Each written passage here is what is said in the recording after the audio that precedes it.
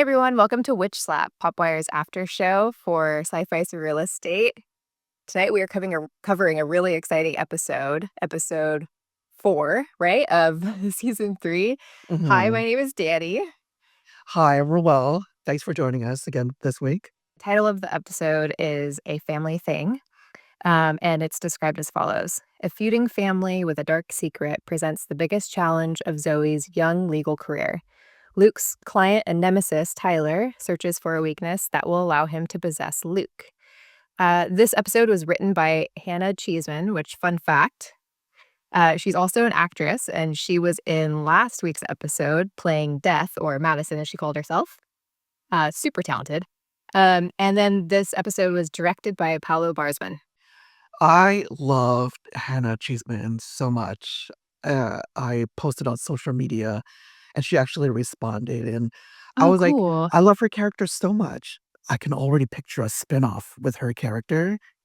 And Oh, it that would would be be so called, awesome. yeah, it would be called Death by Madison. Yes. I love it. And yeah, I think that would be really fun. I love her character. I hope she comes back because I really dug her character. Yeah. Yeah, I feel like her story is not over with Luke. Mhm. Yeah. Yeah. All right, so it's time for my Who Said It, and like always, I will say a quote from the episode, and then you'll have to figure out who it said it. And okay, so the quote is it's pretty easy though. Okay, God, why does death bring out the worst in people? Okay, so I think Dani already knows what it is. All of you guys put it in So the comments below, or if you're watching this live with us right after the episode airs, put it in the chat on the right side. I want to say it was Zooey. Okay. Hold on, wait. I feel like I need to get this one right because I've been bombing them. Um, Mhm. Was it Zoe? God, it was either Zooey or Lomax. Ugh, Okay. I don't know. I'm giving up. Final answer? Final answer will be Zooey. Okay. You're right. It was Zoe. Oh, thank goodness. Oh my God. Yeah. So it was in the beginning, in the opening scene, where there's a funeral for Lisbeth Eno with her kids, Arlo, Sherry, and Barry. And then as they're leaving the cemetery, uh, we see the back of Zoe's head. Then she turns around and she says that quote. And I scream because she's back and she's been gone the past 2 episodes. So excited to see her back. All right, so now we're going to go into our favorite moments of the episode. Daniel, we'll start with you. Mhm. Um, One of my favorite moments is actually with Arlo, and it's the dinner scene when he's sitting with Sherry and Barry, and he had just cooked them like a really nice dinner, and Sherry asks someone to pass the salt. And it, like, turns into this whole thing that, like, Arlo is not a good cook, and he's, like, this Renaissance man and blah, blah, blah, Mhm. and then all of a sudden, Arlo, like, picks up his knife, and he just stabs Sherry in the neck, and then suddenly it flashes to reality, like, he was fantasizing about that, but I was just, like, really taken aback from that scene, Mhm. and, yeah, and I also think it's kind of a pivotal part of the whole development with this, like, these weird alter egos that we keep Yes. seeing, and we're seeing just, like, how much tension is actually building and how these alter egos are really poking the bear and creating all of these, like, false memories, right? So that it she, he, whoever that is, can push them over the edge. Yeah, very good scene. And there's a reason why she was stabbed in the neck. I don't know if you learned. Do you remember? No. Okay. So we find out that the alter egos were being controlled by their half sister, Summer. And she died at the age of 15 in a foster home. Oh, that's She right. was stabbed in the neck Mm, by her foster brother at 15, and she died. that's So, right. yeah. That's a kind of a critical detail. Yeah. I Yeah. have a few favorite moments, Mm. and a lot of them have to do with Zoe. So Zoe returns to the Roman Island agency with coffee, and she says one line which I think that connected to me. She was like, "My firm gets a discount at this cute cafe every Tuesday from 8:08 to 10:22." And that might seem like nothing to like everyone else, but to me, like I'm from Hawaii and 808 is the area code of the whole state. So every time I hear 808, Oh, I'm like, oh, I'm sure they weren't referencing anything, but every time I hear 808, the numbers 808, like it brings me back to Hawaii.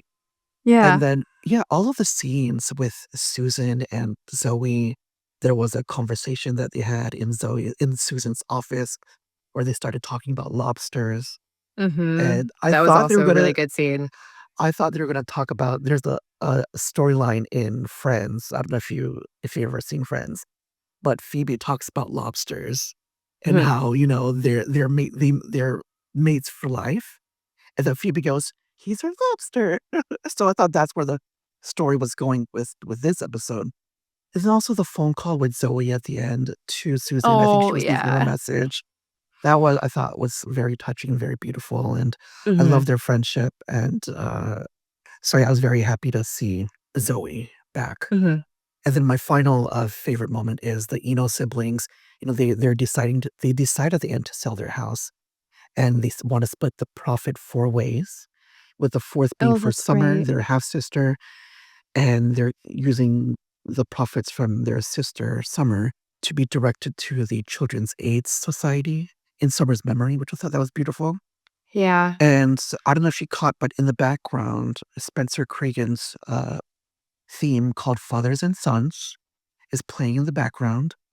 And the music cue for that is whenever Luke is spending time with his dad. So they chose to play it at that scene, which, Oh, the Susan Ireland theme and the Fathers and Sons theme, which are both on the volume 1 of the SurrealEstate soundtrack, I pretty much have those like ingrained in my head.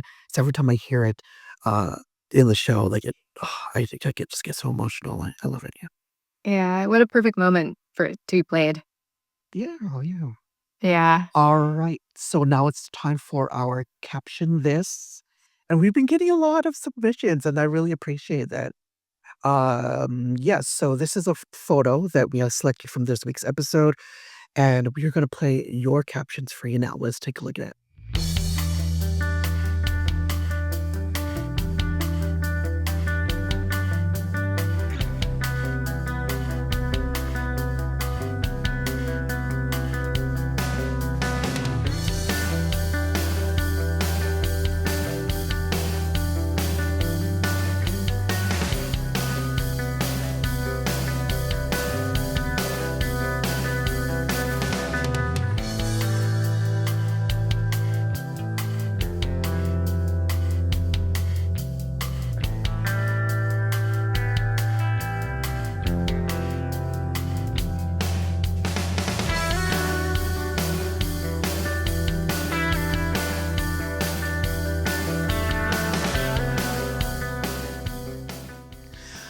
All right, so that was our caption this submissions. Yes, yes. Round of Round of applause. applause.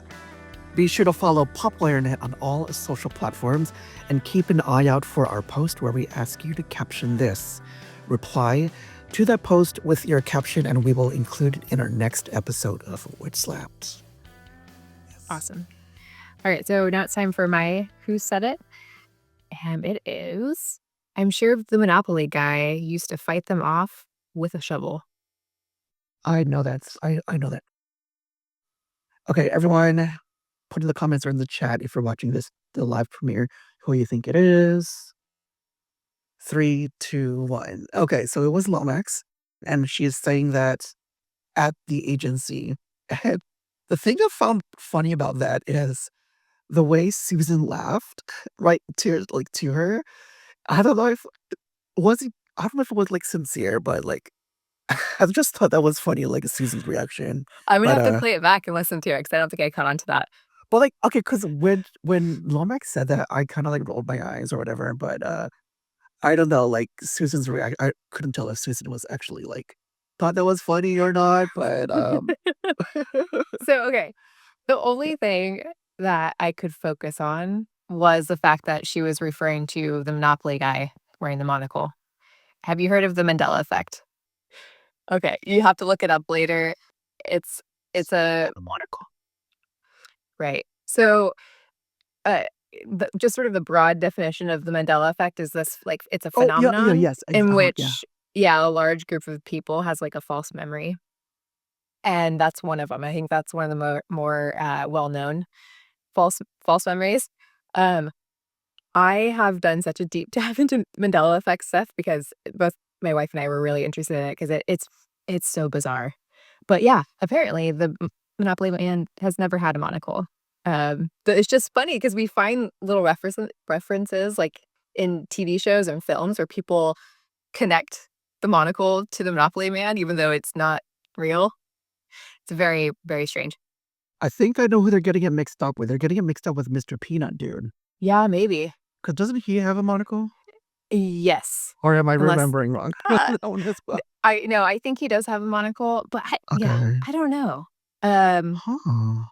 and I've always thought that the monocle not the monocle, the Monopoly guy looks kind of like, the Colonel Sanders. KFC guy. Yeah. Yes. Yeah. I thought so too. Who Yeah. and he wears glasses, is that right?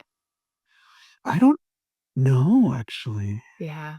But anyways, I I feel like I've been totally affected by the Mandela effect because in my brain, it is completely Mhm. ingrained that the Monopoly man has a monocle because Mhm. I played it as a kid and stuff, and yeah, anyways, Mm. tangent, sorry. Yeah, But I can picture him like, yeah, I thought he did. Okay, so yeah, you go we both got it right for this episode, or who said it? Great job. yes! Nice job. Okay, so now it's time for our big moments from the episode, and again, we're not gonna recap everything that happened because you've already seen the episode. We're just gonna, you know, mention our favorite parts and the big parts and etcetera. So, Dani, what was your, uh, big moment or big moments from the episode that you'd Okay. like to talk about? So I'm about to kind of run into another tangent, but, um, one of the biggest things that I really latched onto in this episode were the red bricks that Lomax purchased for, Susan to put into the house, and, if you remember, the red brick had, like, an emblem stamped into it, and they had Tag look into it, and it's essentially well, in the US, it's like a medical symbol, right? You have the Yes, staff that's with where how the I recognized it, snakes yeah. and yeah, so, in the show, they say that it's actually, like, the staff of Mercury, and Mercury was the patron saint of thieves and criminals and blah, blah, blah. So I started, like, looking into it, of course, and, originally that symbol came from Greek mythology. It was a staff bore by Hermes, and then eventually bore by, Iris, a daughter of the gods. And then, yeah, and then Roman mythology, it was Mercury. But apparently all 3 of these people, or gods, represent messengers of God. Mm, And I don't know, so I just thought that was very interesting. Um, and then I got to thinking about Malik, which is Tyler, right? And if you remember, Malik had that meeting with that person named Seven, and then, like, he kinda rambled off some other names. Basically, I think that Malik is, like, a very, very old ghost or spirit, or possibly an ancient spirit that has been, like, living among people for a very long time without crossing over, and he's just been kind of going around possessing objects and people and kind of just, like, living still, mm, and yeah, and then when Seven talks about like, a higher plane and being able to get to the higher plane, he's like, "Ooh, you gotta save me a spot," but in the meantime, he wants to possess Luke. So, I don't know, that's kinda where I'm going with it. I don't know mm, if it's right. Oh, the other thing is Seven uses the phrase Achilles' heel, which again, Achilles comes from, a Greek story, right? A Greek hero. So, somehow I'm thinking that the brick is related to maybe Malik, and at one point, maybe the brick was used to entrap him mm. or something. But Oh, we might see it come back later on in this season, and it might end up being, like, a very important object, that brick or yeah. those bricks. Yeah. I love how your brain works. I mean, and you're always spot on with your theories. Hopefully, I don't get in trouble. Yeah, no, okay, no, like sci-fi, like we swear we're not revealing spoilers. We watch these episodes like when we're about to record. We don't go Yeah. ahead. Right. And the episodes are dribbled out to us. We're not given the entire season at once. We only get a couple episodes at a time. And So yeah. So we swear, no, like if this happens to be true, like what she's always right. right about Dani, yeah, we would never intentionally spoil stuff. So everything we say is it's what we're thinking, and Dani's very, what is that word? Intuitive, I guess, or whichever. Yeah, Um maybe. I like to investigate stuff. I don't know. mhm. That's really good. I think you're on I and now I realized why, like, um, Tyler is so upset is because he was trapped in that Elvis doll at the bottom of the lake, and he Uh-huh. couldn't do what he wanted to do. He was trapped there for, I guess, like, since Luke was a kid, right? So, the big moments for me is, Tyler McNeil, he finally comes face to face with Luke. Oh, at the bar, Mhm. they're drinking, and Tyler exposes himself with the X's on his eyes. And, Luke was like, "What's that?" But then, of course, Tyler can just blame it on the alcohol. Blame it on the alcohol. Have you heard that song? I don't know. Yeah.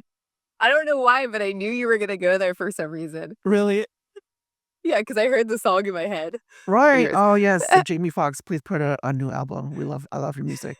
And then at the end, Tyler sends Luke a box with Elvis the elephant. And Luke doesn't remember it, but Yeah. I'm hoping down the line, Luke will make the connection. Hey, I saw those crossed eyes with Uh-huh. Tyler at the bar, and I hope he Yeah. kind of puts it together. Yeah.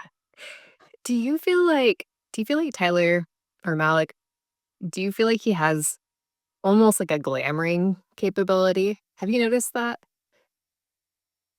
I think Like, so. Now that you especially mention at it. the bar scene, like, when he locks eyes with Luke, it was almost like he was, like, taking control over him, or maybe that's when he's trying to, like, break down his barriers or Mhm. something, right? Because he wants to possess him. I don't know. It was so creepy, and I really loved the bar scene. That was my other favorite moment. Yeah. Yeah.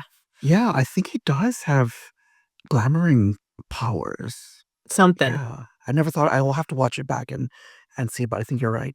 And then, another big moment is Lisbeth Eno returns to the house just when her kids are about to kill each other while Summer watches in the background. Then Summer confronts the mom and Mhm. says that she was left to die.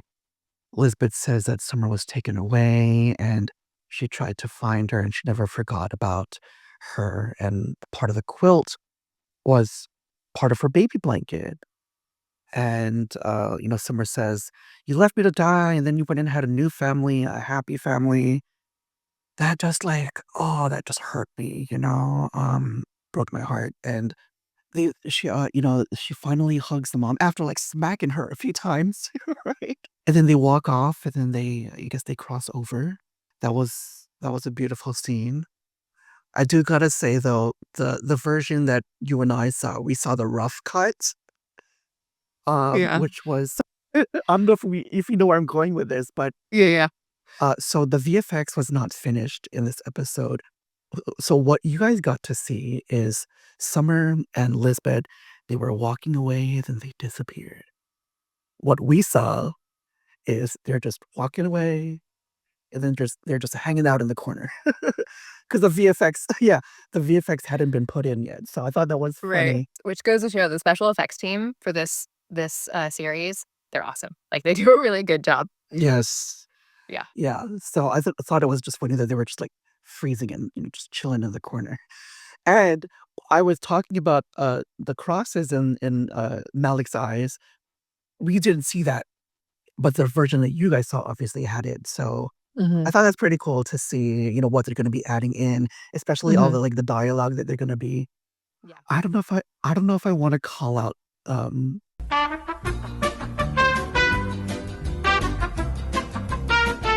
Alright, so my performer of the episode, I gotta say, Savannah Baisley.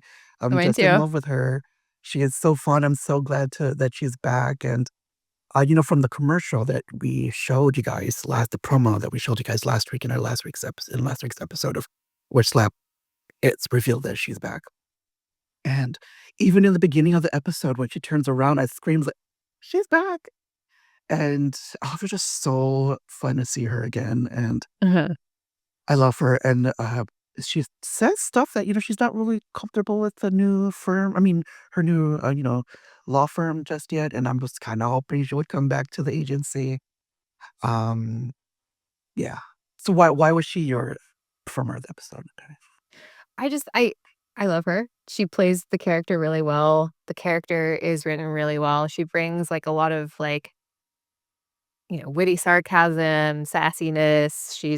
She's fun, and, it's great to see her embody just sort of the growth of the character, and, yeah, it's always a joy to have her on screen. Alright, and so here's what's coming up next on Surreal Estate next week. Rita Weiss, grieve today, move tomorrow. Oh my God. You're hearse chasing. These flowers are growing all over my client's yard. They don't just pop up for anyone, most like you. Fear the purple flower. Who has to die for one of these houses to become available? Surreal Estate, new episode Thursday at 10. Set your DVR. Ooh. It's gonna be good. It it looks really good, really exciting. Can't wait to talk about that and share it with you guys.